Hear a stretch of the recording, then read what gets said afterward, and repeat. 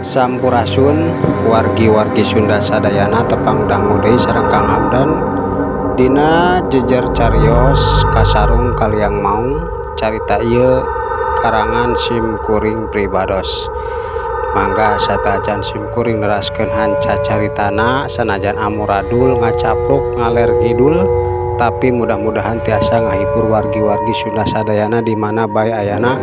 Tekeng hilapnya wargi saupama mendakan ya channel subscribe supaya caritana ceplak ngacaprak gitunya wargi-wargi Sunda. Mangga prung supados teu nyangkolong kana waktos urang kawitanan. Harita si Mamang jeung si Bibi Warung saenggeus ngadenge jawaban ngomong anu nyebutkeun kitu teh. Maranehna duaan silih teuteuk sanajan ngahawatirkeun oge, tapi maranehna duaan teu bisa ngalarang. Jeung deui manehna duaan oge kakara ngadenge atawa can puguh kanyataanna mah bener atawa henteuna. Satiap jalma anu asup ka eta gunung atawa kaleuweung anu aya di gunung eta henteu baralik deui, bisa oge kaluarna henteu ka lemur maranehna deui, bisa ka lemur sejen. Nya ari kuring mah moal ngararang moal kumaha ngan saukur mepelingan ka hade. Hati-hati Bapak, sabab leuweung eta teh sanajan kuring duaan pangdeuketna kaleuweung anu aya di Gunung Wilis, tapi kuring jeung salaki kuring can pernah asup ka eta leuweung kusabab angker sanajan kuring can ngarasa bener kanyataanna dirasa ku kuring duaan, tapi tiba heula pasti ngadenge caritaan jalma-jalma nyebutkeun kaayaan di eta leuweung teh memang angker gitu Bapak. Cek si Bibi akhirna mah manehna teh nyarita kitu.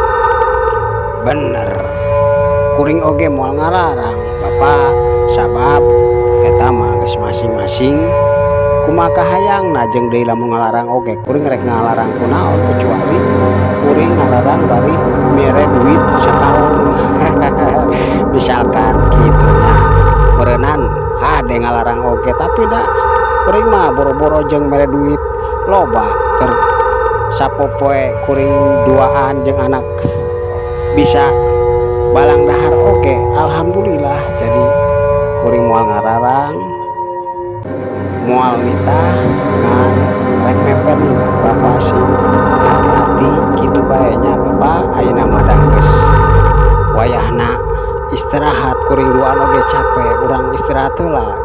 Hayu urang ka imah kabeneran aya kamar sanajan butut oge meujeuna keur dipake istirahat mah, ceuk salaki si Bibi bari seuri leutik.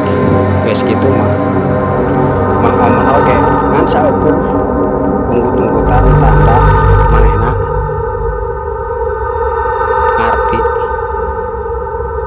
Teu lila oge saenggeus si Bibi jeung salakina nutup warung, Mang Omon nuturkeun kaluar ti eta warung terus ka imah maranehna anu henteu pati jauh ti warungna aya hiji imah pang kacida tohagana. Maklum meureunnan sanajan boga warung leuletikan oge aya hasilna, jadina teh maranehna boga imah kacida tohagana sanajan pangkung. Saenggeus diperenahkeun ku si Bibi jeung si Mamang, peuting harita Mang Omon sare meuni ngaguher di eta kamar anu dipake ku manehna. Teu karasa waktu muterna teh karasana teh asa tereh komo deui lamun dirasakeun ku jalma-jalma anu senang hirup teu mikiranna naon. Padahal harita oge Mang Omon sakitu pusingna, capek, bingung lalampahan nguruskeun dina poe harita geus hudang geus ngopi dibere sarapan jeung dibere bekal kabeneran bager pisan si bibi jeung si warung teh harita Mang Omon pamitan. Ayeuna mah kuring nyarap geus jaba dibekalan ku bibi jeung mamang, hatur nuhun mamang bibi kuring moal poho lamun iraha kuring kabeneran dibere rezeki bisa beunghar kuring bakal ngadatangan ieu warung, bakal diborong pokona mah saeusi ieu warung. Ayeuna mah kuring rek indit hayang geura nepi ka Gunung Wilis. Doakeun bae ku mamang jeung ku bibi supaya kuring hasil nu dimaksud kitu bi Mang. Ceuk Mang Omon bari nangtung matana teu elat neuteup si mamang jeung si bibi kawas hayang sidika cida samemeh manehna ninggalkeun dua jalma nu geus haat nulungan mere dahar jeung mere tempat keur manehna penting dina penting nu geus kaliwat. Harita si bibi jeung si mamang selilitik. Ya alhamdulillah ari katarimakeun ku bapa mah, tapi hampuranya sanajan kuring jeung salaki kuring narima bapa di dieu teh geuningankan henteu sagawaya bae tetep bae bapa aya gawena kumahan piring babantu ka kuring hatur nuhun kuring oge narimakeun pagawean bapa teh katarima ku kuring. Ayeuna mah kuring jeung salaki kuring bakal ngadoakeun mudah-mudahan sing hasil mun beunghar banyak kahade ulah poho ka kuring sugan bae kuring bisa ilu beunghar bapa hehehe. Cek si bibi bari seuri leutik harita salakina oge nimbung nyapu gua tuh bapa ulah poho beunghar mah ulah kena-kena geus beunghar ngokeun ka kuring duaan ka peupeuh nya ulah kitu bapa mah.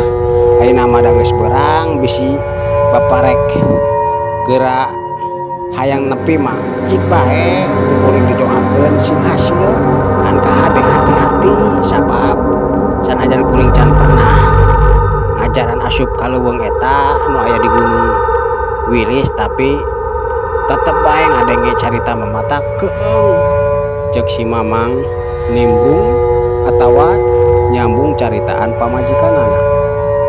Nya lah ayeuna mah kuring rek indit Mang Bi hampura moal dililahkeun deui ku sabab lamun dililahkeun deui mah kiraha nepi na meureunan. Cek Mang Omon bari sasalaman ka si bibi jeung ka si mamang geus kitu mah manehna teh kaluar ti eta warung terus lempang ngingkig diteuteup ku si mamang jeung si bibi anu kacida ngakhawatirkeun bisi Mang Omon cilaka. Kuring mah kacida sieuna akang bisi si bapa cilaka sabab di henteu-henteu oge sanajan kuring can ngalaman kana itu tetep bae kakara ningali liwat padahal mah kacida geumana bener beureunan kawas nama dasa dangaranna ge di leuweung akang tapi da kumahanya bingung rek ngararang oge da bingung moal sanggup ngalarangna meureunan mun ngalarang teh kudu bro mere supaya teu indit ka eta leuweung. Ceuk pamajikanna harita salakina oge nyarita bener kitu mana akang oge karasa mangarunyakeun bisi cilaka jeung deui da kadinya mah pasti dina ayana ge naon panjarahan matak beunghar misalkan meureun guguru ngaranna oge cenah mah di nyata aya tempat pangguruan ngan teh nyaho pangguruan naon da akang mah teu hayang nyaho embung deui jeung naon uzubillahi min dzalik kudu kituan ka setan ka iblis teu hayang meni keneh hirup cukup kawas kieu alhamdulillah sanajan teu berat beunghar bro di juru bro dipantok ngalayah di tengah imah kos batur oge tapi kan kacida halalna tenang hirup daripada kudu beunghar di udag-udag jurig mah sangheuk teuing cek salakina bari ngaleret sakedeung ka pamajikanna. Geus kitu mah teutepan maranehna duaan teh fokus deui ka Mang Omon anu beuki lila beuki jauh. Akhirna mah geus teu katempo ku maranehna. Geus kitu mah teu ngaromong deui kusabab loba nu rek dalahar. Sedengkeun Mang Omon anu jadi bahan pamikiran maranehna duaan harita keur leumpang ngagejlig hayang geura-geura nepi ka gunung anu geus katempo luhur jeung gedena gunung. Sanajan manehna can nepi ka tutugan Gunung Wilis, tapi geus ngarasa asa geus hasil pamaksudan. Mudah-mudahan bae aing teh pas datang ka leuweung eta teh tereh nepi ka tempat panjarahan jeung bener aya panjarahan anu bisa matak hirup beunghar. Mun kitu teh aing meureunana bakal kajadian jadi juragan tuh kaditu tuh kadieu nitah ka batur. Pokona mah meunah lah hirup teh ceuk Mang Omon. Sapanjang jalan manehna teh terus ngagrentes mikiran kahirupan anu geus kabayangkeun bakal senang lamun geus beunghar. Akhirna mah dina wanci hampir kasorekeunana geus liwat wanci asar manehna teh geus nepi ka tutugan Gunung Wilis. Harita keur ngaleureuh bari ngelapan kesang anu ngucur kusabab leumpang ti warung si Bibi jeung si Mamang teu eureun-eureun nepikeun ka tutugan gunung kusabab hayang geura-geura nepi. Bener aing teh geus nepi oge ka dieu. Geus kieu mah aing tinggal naek ka gunung ieu, tapi mending peuting langsung leumpang atawa cicing heula di dieu nya. Bingung lamun peuting kawasna poe kacida ieu leuweung nu aya di gunung. Aing kudu kumaha leumpang. Harita Mang Omon pikiranna muter mikiran kaayaan panglampahanana kudu ka mana, kudu indit atawa kudu cicing heula. Kawasna mah leuwih hade leumpang. Aing kudu nyiapkeun heula obor sing loba supaya caang heueuh neangan daun kalapa nu karing kalupa. Cek Mang Omon ngagrentes bari luak liuk neangan daun kalapa bari lelumpangan ka ditu ka dieu supaya menang hasil daun kalapa saloba-lobana keur obor. Kabeneran pisan pas leumpang ka beulah katubu manehna teh nempo tangkal kalapa anu geus rungkat. Daunna teh geus keraring kapoe unggal poe. Atuh sumanget kacida Mang Omon langsung ngala daun kalapa di beungkeutan ku manehna teh meunang 3 beungkeutan lumayan keur obor dina mangsa peuting naek ka eta gunung. Geus kitu mah harita Mang Omon leureun deui bae bari geus sian peuteung ngadahar timbal pangbahanan ti si Bibi warung. Aduh kabeneran yeuh geus dahar kieu mah tanaga gede deui cukup cai aya keneh heueuh. Aduh nikmat. Ayeuna mah geura leumpang bae lah ulah dililakeun deui supaya geura nepi ka luhur. Aing hayang nyaho kawas kumaha panjarahan teh. Cek Mang Omon bari nangtung geus kitu mah langsung ngagejlig deui bae leumpang hayang geura nepi ka panjarahan.